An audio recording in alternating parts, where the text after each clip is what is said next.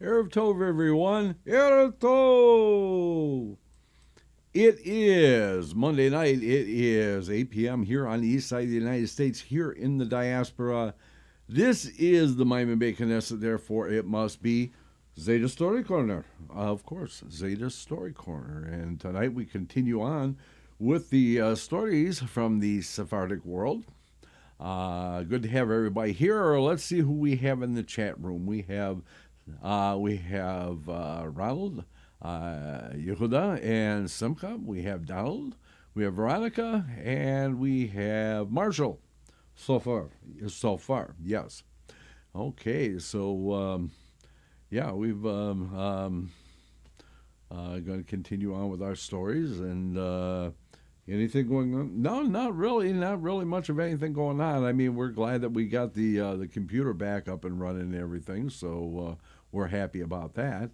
But I guess we should probably just get on with the stories. Yes, we should. Okay, so let us get you on your camera. Wow, that was quick. yeah. We've been playing around with the controls and things and seeing how we could do things a little bit better. And so you're learning some things. Yes, we're learning some things. And now if you could just learn how not to move your lips. All right. Let's just get on with the stories, shall we? Well, if you insist. Okay. This first story tonight is called King Abdul Aziz, the Jewish builder, and the wicked painter. So this one takes place in Istanbul. In Istanbul, during the time of King Abdul Aziz, there lived a Jew named David Abduram. The man was a money changer and banker and enjoyed an excellent reputation because he held various financial dealings with the government. The king himself would sometimes consult him about precious metals and alloys, and he would advise the monarch about how to arrange matters to benefit his kingdom. The king, noting the righteousness, integrity, and wisdom of the Jew David, and his talent for trade and negotiations, especially when it came to what was good for government, he made him one of his ministers. David's father, Abraham, was a first-class architect and builder. Among the king's other ministers was an Aramean named Pedro Mokhilov. Mokhilov was fabulously wealthy because he was a painter who painted and whitewashed walls in a most wondrous way. Another minister named Mahmud ibn Ali was wise, just, and upright in all his actions. Well, around the time there arrived in Istanbul a wealthy, intelligent, and wise Jew, Rabbi Moshe ben Maimon. Isn't that a coincidence? Well, yeah, I guess you could call it a coincidence. But who is known as Maimonides? He and all his household settled in the capital. By chance, he happened to rent a house on the shore near the home of David Abduram. The two became steadfast friends and partners in the commerce and trade of the great city of Istanbul. Every Friday, when he left the mosque, King Abdul Aziz would spend time with one of his ministers. 1 week with David and 1 week with Pedro. The Aramean was jealous of the Jew because the king showed him more honor and favor. When Abraham, David's father, died, the Aramean plotted a wicked scheme to blacken the Jew in the king's eyes.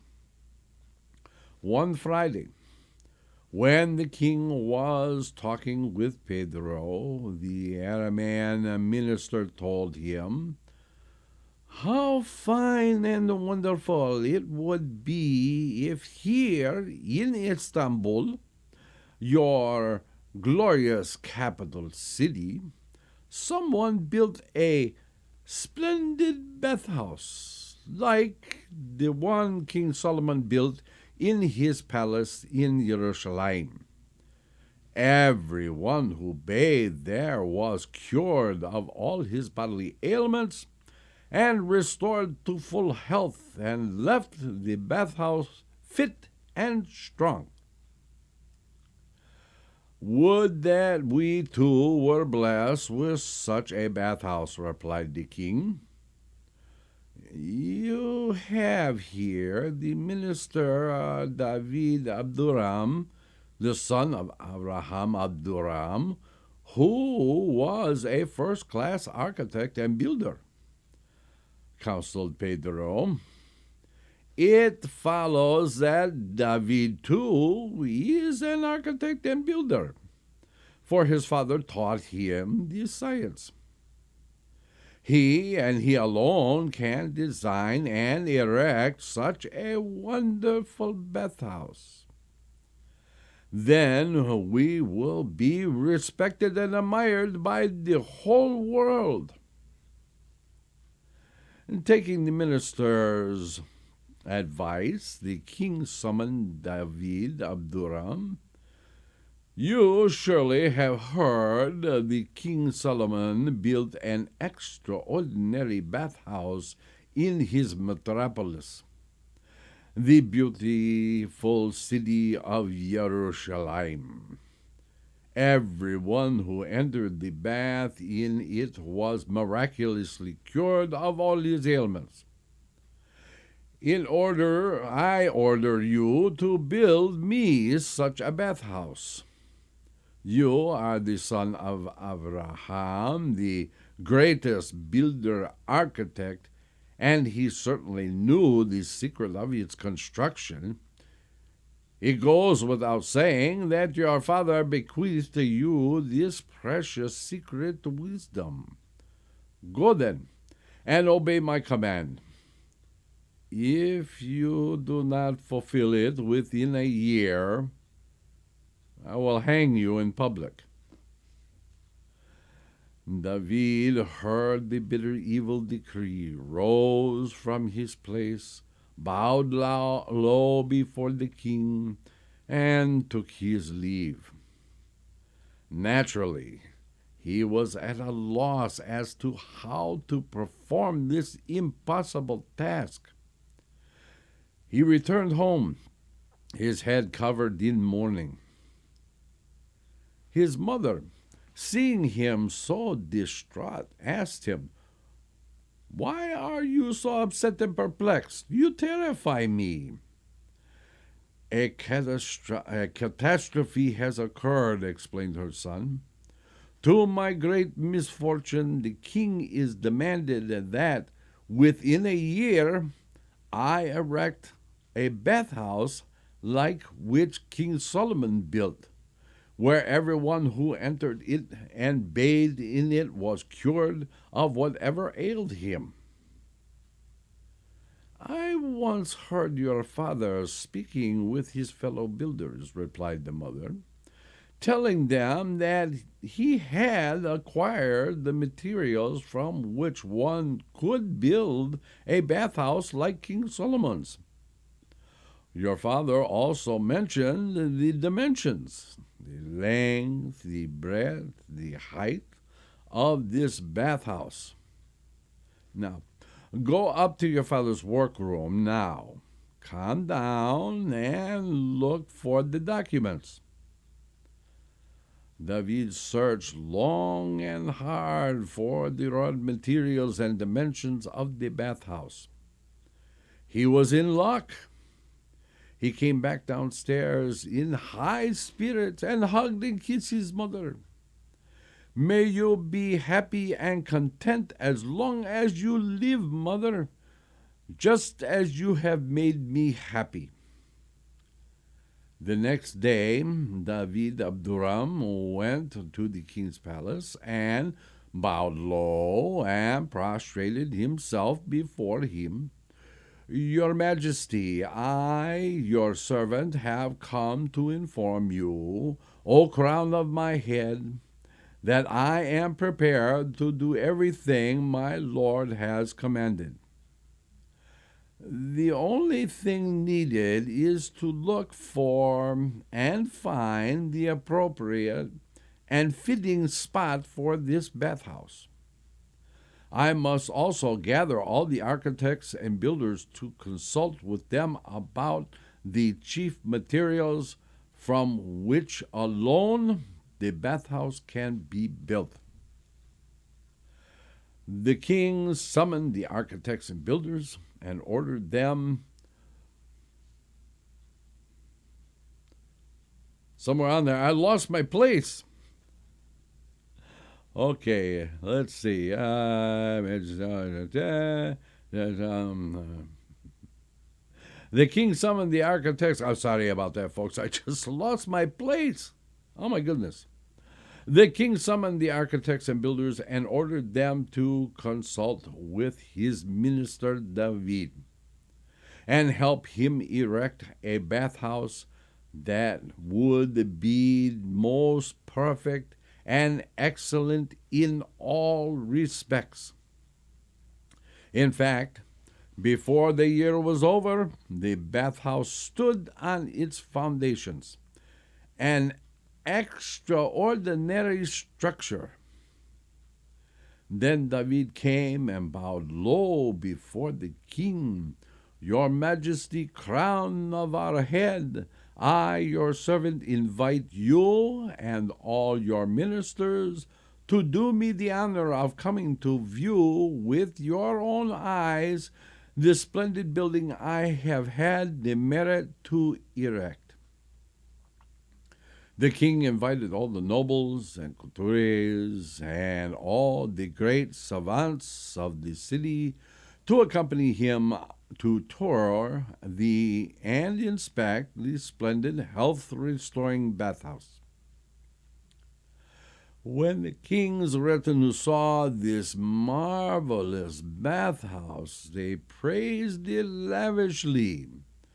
The man who built such a place, a work that transcends nature, will surely be blessed. Then the king turned to Pedro. You are a first-class painter, and I know how to paint in the finest colors. Now, you must paint this bathhouse. Pedro fell to his knees. Your servant is ready to perform the king's word in full.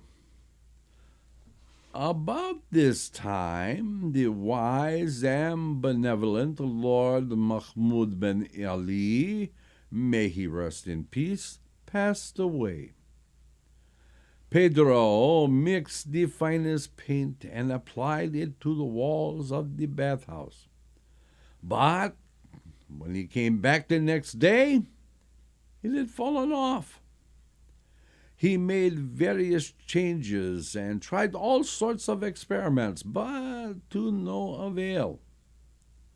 When Pedro's wife saw the bad situation her husband was in, she told him, "If you want to get out of this pickle, you have to go to David Abduram, fall at his feet, and ask him to use his wisdom to avert the threat of death that hangs over you.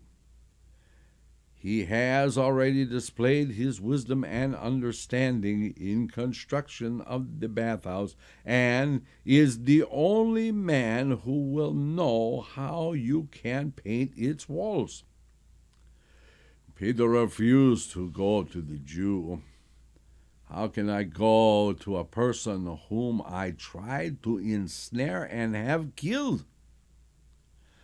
But his wife, who was wise, told him, "These Jews are by nature generous and forgiving, and pardon the evil others would do them. They are endowed with a merciful and compassionate heart."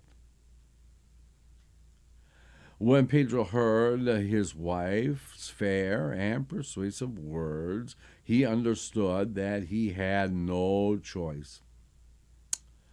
He went to the minister David and prostrated himself before him. With copious tears on his cheeks, he begged pardon and forgiveness for his grievous sin, for which there could be no forgiveness or atonement, namely, that he had suggested that the king erect a bathhouse like that built by King Solomon, with the deliberate intent to ruin and destroy the Jew.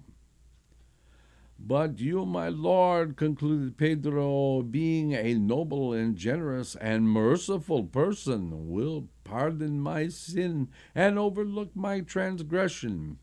And in your great mercy, tell me how I can save myself. Please be gracious to me."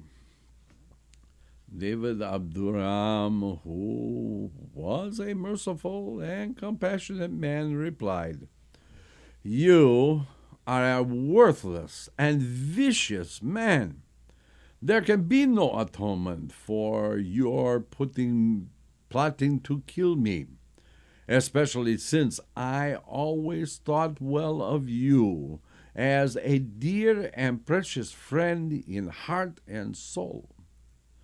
But suddenly you contrived wicked schemes aimed at destroying me, though I am innocent and blameless. Nevertheless, and despite everything, I will do you a great favor and save your life. Go to the goldsmith and silversmith. Order silver carpets covered with gold, of the size of the walls of the building. Fasten these carpets to the walls with nails of gold or silver. Then they will stay up forever. Pedro followed David's advice, and the Lord's purpose prospered through him. When the time came, he invited the king and all the nobles of the kingdom to view a rare and uncommon sight. Indeed, all the walls were decorated in an extraordinary and pleasing fashion. All said to Pedro, "May you be blessed, O intelligent and learned man, that you have been able to work such magnificent artistry." The king asked David Abduram, "Please tell me, how much money did you spend to build this bathhouse?" David kneeled before the king.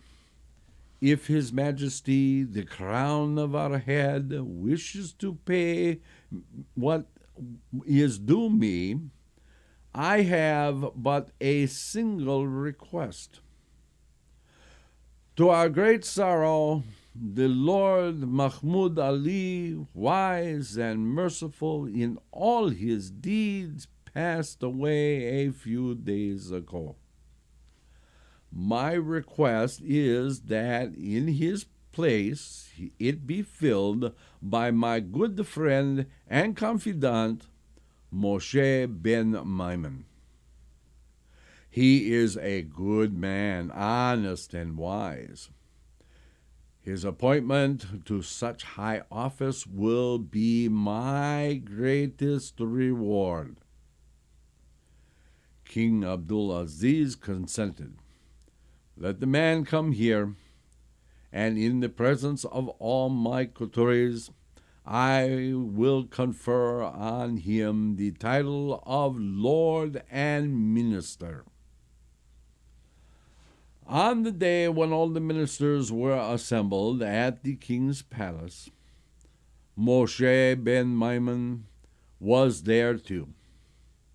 The king rose to his feet and announced, "Honored lords, I hereby elevate and honor Moshe ben Maimon to the rank of minister." Then he hung a medal and splendid decoration around his neck. All those present responded in a single voice, "May the name of the Lord Moshe ben Maimon be blessed. May the man always rise higher and higher for the good of our country. Amen." After that, King Abdulaziz asked his minister, "How much money did you spend to paint the bathhouse?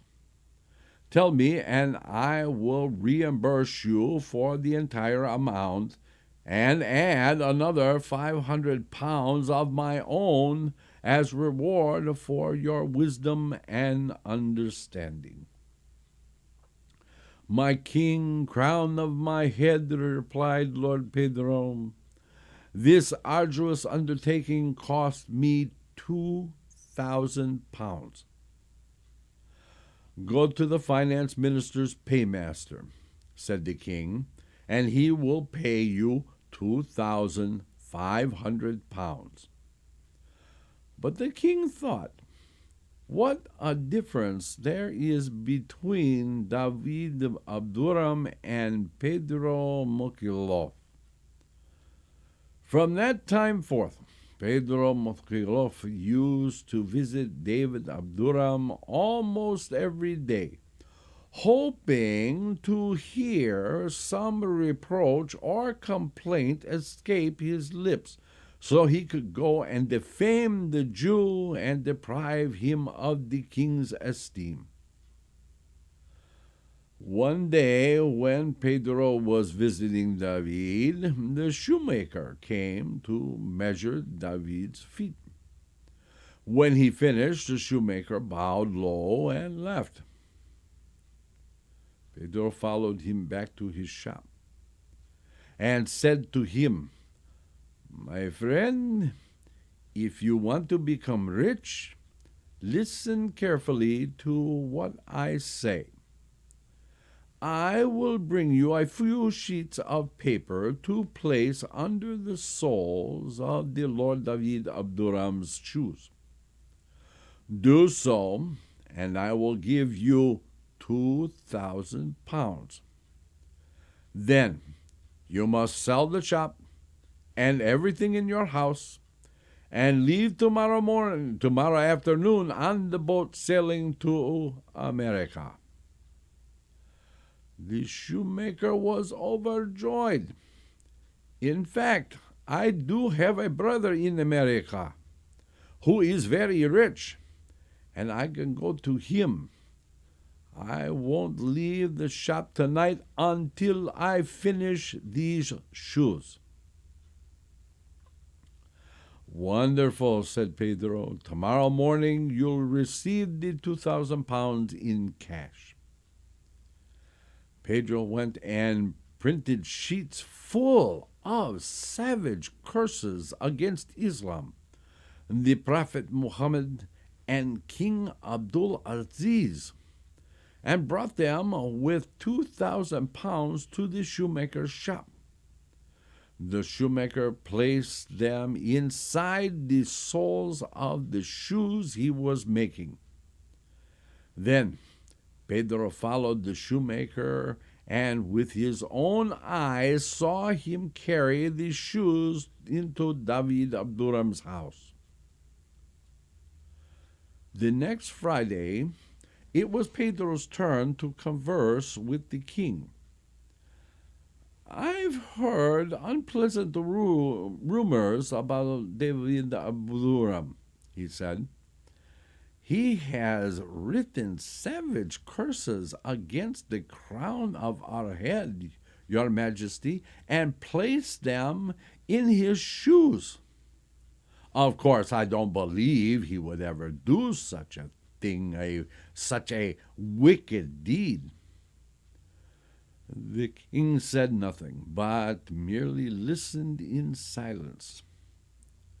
The next Friday, though, when King David Abduram entered and bowed before him, he called one of his guards over. "Remove David Abduram's shoes and check inside the leather." Rack and ruin. There, in front of the king, the guard found sheets of paper inside the sole, with denunciations of Islam, the Prophet, and the Sultan printed on them. The king, enraged, summoned the policemen and ordered them to take David Abduram to prison, to beat him severely on the way, and then throw him in chains into the sea. The policeman led the Jewish minister away and beat him. And we lost the page again. That's what happens when we have to scroll.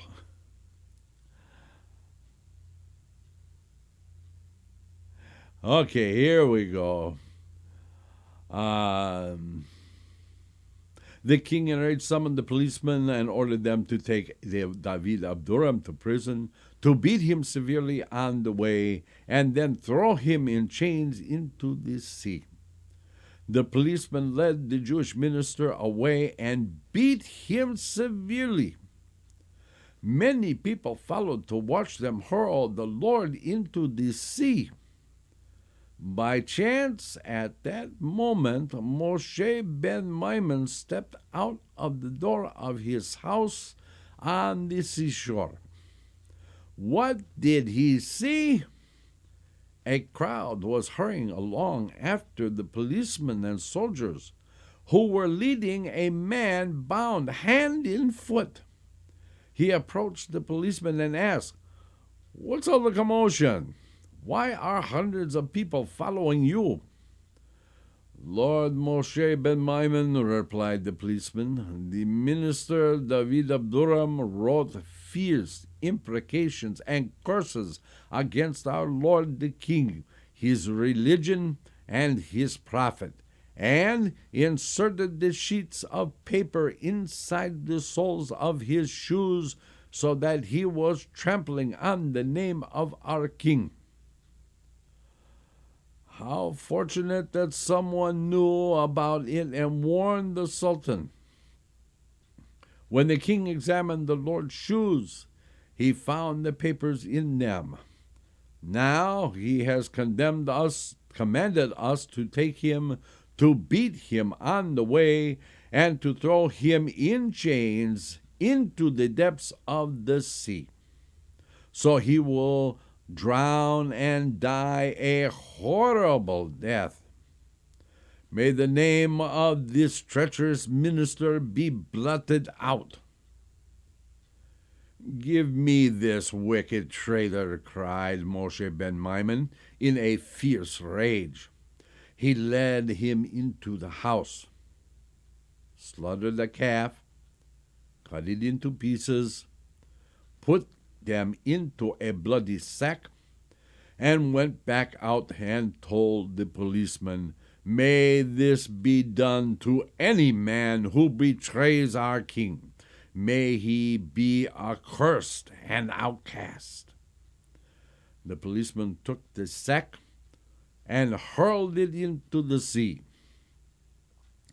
Then Maimonides went to the king, bowed low before him, and said, with tears on his cheeks, "Our lord the king, crown of our head, What can I say and what can I speak about this hypocritical and devious man, David Abduram, who pretended to be righteous and innocent, but whose inside was not like his outside? Praise God who has uprooted him from the world. May his name and memory be blotted out, the king replied. Of course, David Abduram, who was hiding in Maimonides' house, was very careful not to make a sound lest someone outside hear his voice. Every Friday he would go down to the seashore. Maimonides' house was on the coast, and catch fish. He would clean the fish himself and prepare them for Shabbat. One day, when the king and the Lord Moshe ben Maimon were walking along the shore, the king's ring fell off his finger into the water. The two began to search for it, but in vain. The king said, we're going to have to wait until after our break to find out what the king had to say. Okay. It's a good story so far, huh? Okay, so we are going to take our break right now, and when we come back, we will find out more about what in the world Maimonides and David Aduram are going to do about the king and most importantly, about Pedro. Okay, so please, everyone stay tuned. We'll be back in 6. Let's all go to the lobby. Let's all go to the lobby. Let's all go to the lobby to get ourselves a treat. Delicious things to eat. The popcorn can't be beat. The sparkling drinks are just dandy. The chocolate bars and the candy. So let's all go to the lobby to get ourselves a treat. Let's all go to the lobby to get ourselves a treat. It's intermission time, folks, so hurry, hurry, hurry. Step right over to our refreshment center for the most extravagant array of refreshment goodies ever assembled under one roof. Enjoy breathtaking, mouth-watering goodies, everything from a snack to a delicious full meal. At our refreshment center, you'll find a large variety of goodies to satisfy your hunger, your thirst, or your sweet tooth. So hurry, hurry, hurry. Visit our refreshment center now. The show starts in 5 minutes.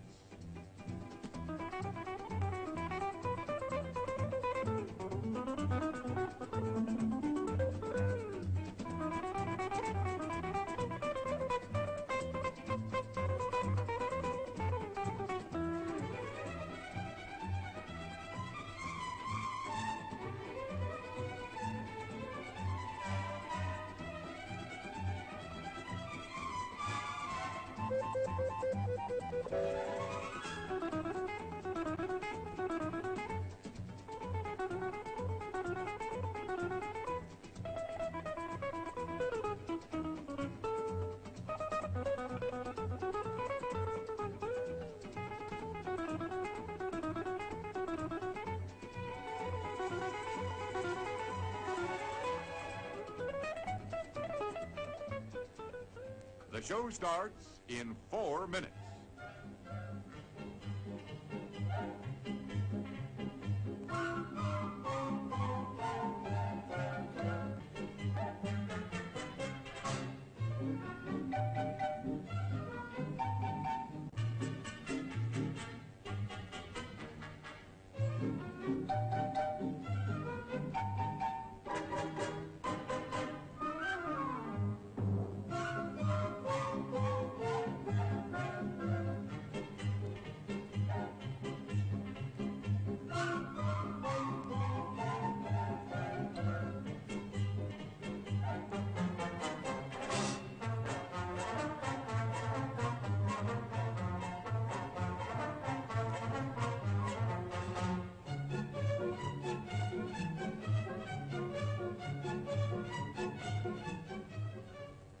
show starts in 3 minutes.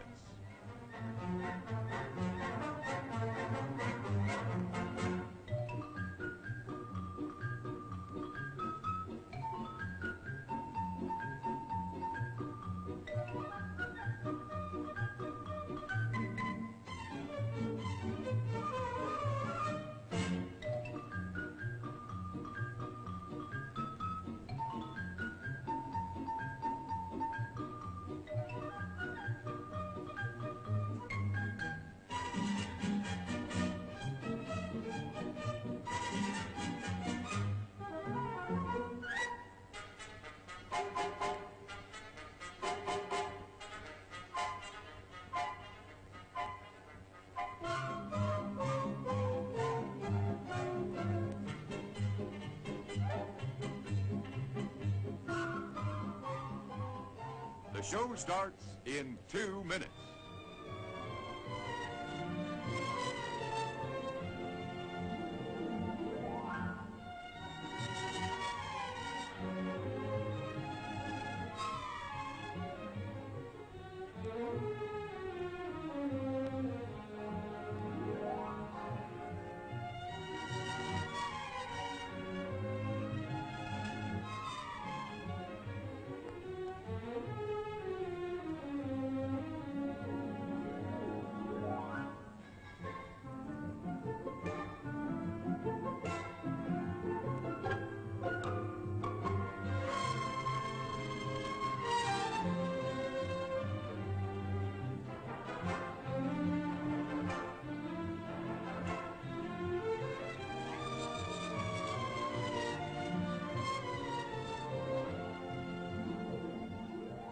The show starts in 1 minute.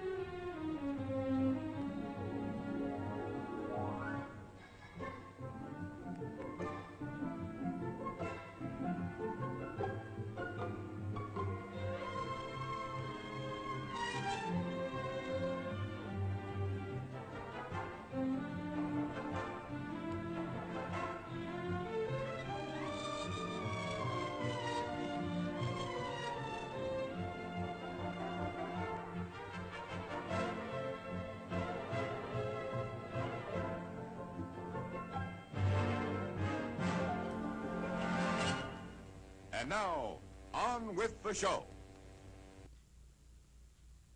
And we are back. Thank you for everybody for staying tuned.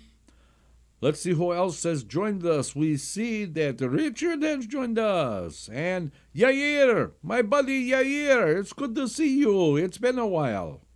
Okay, let's get back to the story and see what is going to happen here with Moshe ben Maimon and David Abduram. Okay, so let's just step back just a little bit here. One day, when the king and the Lord, Moshe ben Maimon, were walking along the shore, the king's ring fell off his finger into the water. The two began to search for it, but in vain.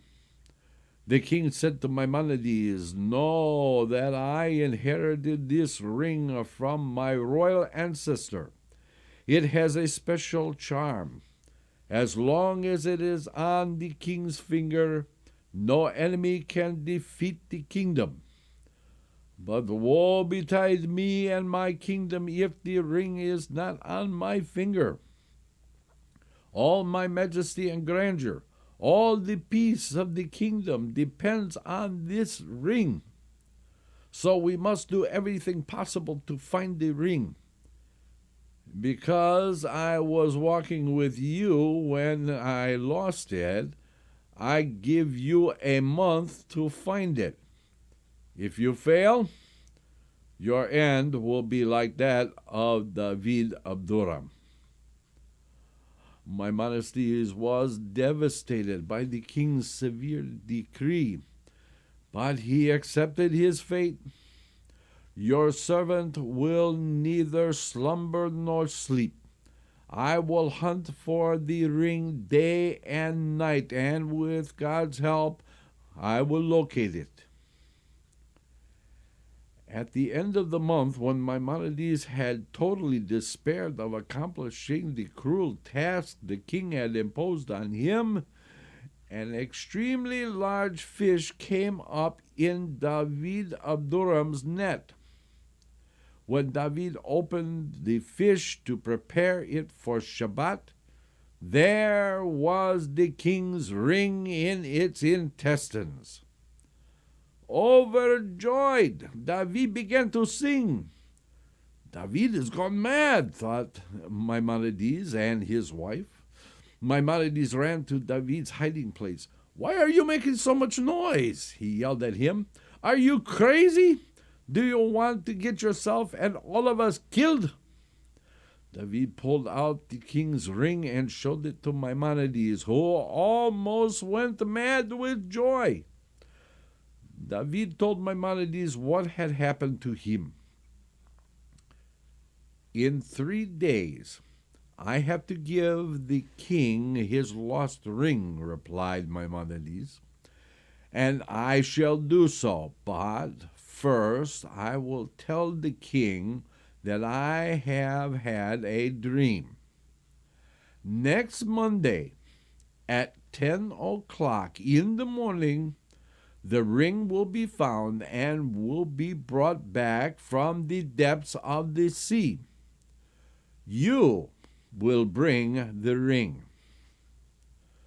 When Maimonides told the king about his dream, the Sultan invited all his court to the seashore to witness this incredible marvel.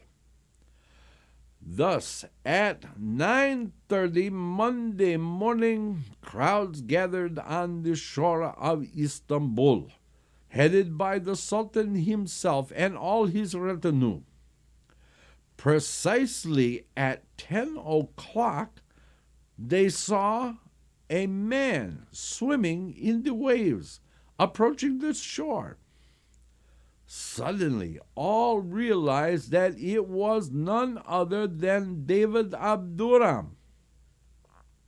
He stepped ashore, approached the king, prostrated himself before him, and said, Our Lord, light of our eyes, I, your servant, must inform the crown of our head, the king, of everything that has happened to me since they cast me into the sea. Suddenly, I was surrounded by big fish who conveyed me to their king, the Leviathan. The whole time I was amazed by everything I saw. When I bowed low before the king, he asked me, Are you the man who built the fabulous bathhouse in Istanbul on the model of the bathhouse of King Solomon built in Jerusalem? Yes, I responded reverently. I, your servant, David Abduram, built it in the name of God. You gonna be okay there, buddy? Yeah, I'm gonna be fine. Hang on. See, that's what you get for drinking between the breaks. It was iced tea. Well, it's still drinking, right?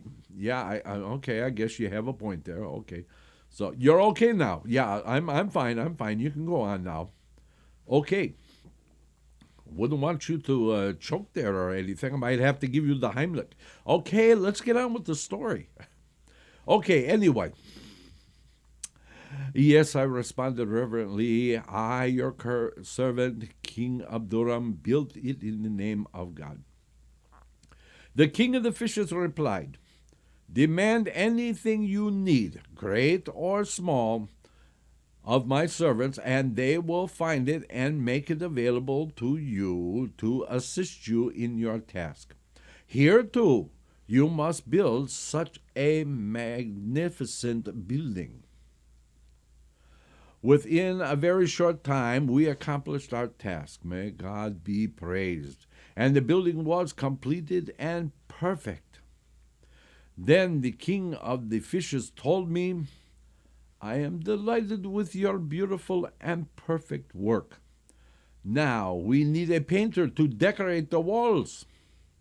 You know, there is no painter like Pedro Mikhailov, the minister of Sultan Abdul Aziz. So go back to the Sultan and ask him to send Pedro to me. As a mark of friendship, he sends this gold ring to the Sultan. When he concluded, David Abduram took out the Leviathan's gift, the king's magic ring, which he had lost a month earlier. When the Sultan Abdul Aziz heard David's story and saw the gift that the king of the fishes had sent him, he turned to Pedro Mikhailov. Go in the name of the Lord. May you have total success under the sea, just as you have succeeded on dry land. Then he summoned his soldiers and policemen and ordered them to chain the Lord Pedro and hurl him into the sea in some remote and deep spot. The big fishes were already waiting for the painter to take him to their king, the Leviathan. And there you have it. That's the end of the story. What did you think? Good story, huh? Okay, we have a little time left. We have a short story that we kind of skipped over because we had a couple of long stories, so we're going to go back and we're going to find it somewhere in here. Maybe we go to the index, or maybe not. Okay, so here we go. Okay, this is the one about the rabbit, or the, let's see. Oh, yeah, the trained cat. This is a good one. Okay, it's not too long. And we'll read this one for the last one for today. Okay, this one is called The Trained Cat and the Rabbi's Wise Daughter. In a large city, the capital, there lived a king. The king was a wise man and surrounded himself with sages and intelligent people from all over his realm. Once a dispute broke out among them, and the king asked his advisers, which is better, a man who is born with control of his impulses, or a man who has been taught to curb his impulses? His Christian advisor spoke up, Your Majesty, if you educate a person to do good, he will remain good all his life, even if his character is bad. The Jewish advisor offered a different answer. If a person is born with good impulses, he will remain good all his life. But if, on the contrary, he is born with a disposition towards evil, he can be educated to some extent. Nevertheless, he will remain wicked all his life. The king replied, Fine. Now prove your words in action. You have 30 days to demonstrate your claims. If you fail to provide a concrete example, you will pay with your lives. Boy, these kings really like to get people to pay with their lives, don't they? My goodness. Gladly, said the priest, I will prove my point in action. But the rabbi bit his tongue and regretted what he had said. Beside himself with grief, He returned home dejected and depressed. This rabbi had an only daughter. When she saw the changed expression on his face, she tried to talk to him, but all her attempts to find out why he was so sad and depressed were in vain. One Saturday evening, after the rabbi finished reciting Havdalah, his daughter came up and begged him to tell her what had clouded his mood. Finally, the rabbi told her about the incident with the king and the dispute with the priests, and that he could not think of a way to provide the king with a concrete example that would prove his contention. "Cheer up," his daughter said. "God will show us the way, and we will prove to the king that you spoke rightly." The next day, the daughter disguised herself as a handsome young man, put together a bundle of merchandise, and went to the Christian quarter. She strolled outside the priest's palace, from which emerged gay laughter and merriment. The young man went up to the gate and offered his wares to the people in the courtyard. The priest's daughter, who was watching from the window, spied the handsome young man. "How handsome he is," she thought. "I should go down and invite him inside." So she went downstairs. "Fair young man, what kind of goods are you selling? Show me your wares." And she invited him into the courtyard. The young man spread out his wares so that the priest's daughter could choose whatever she wished. While she was examining his offerings, he looked about to find out what was going on in the priest's palace.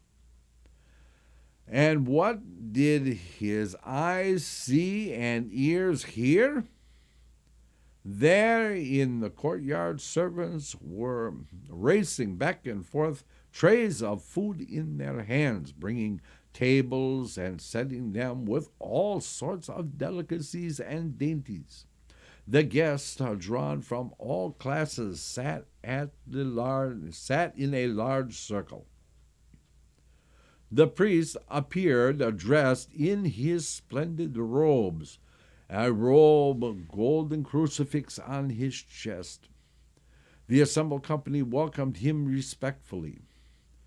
When all had fallen silent, he said to them, "Gentlemen, I have invited you here to show you a wonder of nature. What you are about to see, you have never seen before. This is how I am going to prove my claim to His Majesty the King." The priest fell silent. The company waited in tense expectation. He clapped his hands 3 times. A white cat entered the courtyard, standing erect on its hind legs. In its forepaws it carried a large tray laden with food, which it offered to all the guests. The guests marveled at the cat's behavior and praised the priest's wisdom and the spectacle of the trained cat. After the priest's daughter selected what she wanted and paid the handsome young peddler for them, he left the courtyard and returned home. There she changed her clothes, and once again there was the rabbi's daughter. She prepared her father a meal and persuaded him to sit down to table and break his fast. She told her father nothing of what she had witnessed at the priest's house, but managed to get him to return to being his old self all the same. The appointed day arrived at last, when the two sides were to prove their claims to the king. The king invited all his ministers and servants and dignitaries of the realm to be present. The king laid on a feast for all the company. He sat next to the queen at the head of the table on his throne, dressed in his regal splendor. He addressed the assembled throng. Some time ago, a dispute broke out between ourselves and the sages of the kingdom. The subject was, who is superior? A person who has been educated to modify his natural character, or a person who acts naturally and remains with that character he was born with? The priest, who is one of my foremost advisers, argued that the person's character can be changed and even inverted by education. The rabbi, who also is one of my respected advisers, maintained just the opposite. Someone born with a particular character will always have that nature. Education can modify him only slightly. I have asked them to provide a practical demonstration of their contentions. The priest may speak first. The priest sat at the table, which was covered with gourmet delights for the gifts. Opposite him sat the rabbi and his daughter. When the king finished speaking, the priest rose, bowed to the king and queen, and walked to the center of the table. When he clapped 3 times, the white cat entered, walking erect on its hind legs and carrying a tray in its forepaws. It advanced to the throne and presented the tray, which contained refreshing beverages and food. Just as the cat came up to the throne, the rabbi's daughter pulled out a box she had kept concealed, opened it, and threw it between the cat's legs. 2 small mice. The cat, which by its nature was an avid eater of mice, threw the tray at the feet of the royal couple and pounced on the 2 mice. Pandemonium erupted among the assembled company. The distinguished guest had been admiring the wonderful spectacle of the cat and with the tray walking on its hind legs, when suddenly 2 mice appeared near it. When order was restored, the rabbi rose and turned to the king. Your Majesty and distinguished company, you have seen that the innate character of a creature cannot be changed. With your own eyes you have witnessed how the cat was trained to have human manners and to behave other than according to its nature. How much labor was invested so that it might learn to perform the wonder you beheld. But its way of life could not be modified. It was born to eat mice, and it will do so until the end of its days. The king praised the wisdom of the rabbi's daughter and lavished many presents on her, but the priest returned home quite humiliated and head covered in mourning. And that's the end of the story of the rabbi's daughter and the cat. Hope you enjoyed it. Okay. Boy, and we finished that right on time. How about that? Whoa, everything is about timing, right? Okay, don't forget, tomorrow night at 8 p.m. Eastern is the Rabbis Discuss, which they are going to continue discussing the Bahir. Hope you are here. And then on Wednesday night at 8 p.m. Eastern is the Torah study in depth with the Rabbi A and the Rabbi A. And he's called Bayera. And then Friday night is Kabbalat and Mariv, the Shabbat service at 8 p.m. And on Shabbat at 10 a.m. is Shacharit and Musaf. And then right back here on Monday, God willing. And we shall continue our stories. Hope to see you then. Until then, we will simply say, Laila Tov.